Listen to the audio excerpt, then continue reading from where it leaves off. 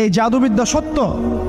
এবং এখনকার অনেক ভণ্ড যে কবিরাজগুলো বের হয়েছে, এরা জিনকে তাবে করে নিয়ে এই জিনদের মধ্য দিয়ে মানুষের মধ্যে জাদু ছড়িয়ে দিয়েছে, এবং এর ফলশ্রুতিতে বহু পরিবার ধ্বংস হয়ে যাচ্ছে।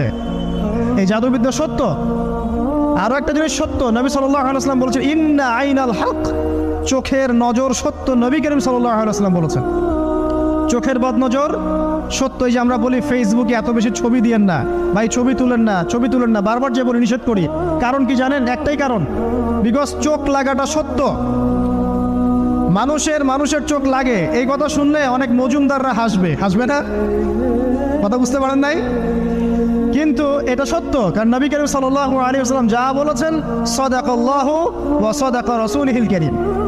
নবী যা বলেছেন, আল্লাহ যা বলেছেন, চিরায়ত সত্য, এর বাইরে কোনো সত্য আছে?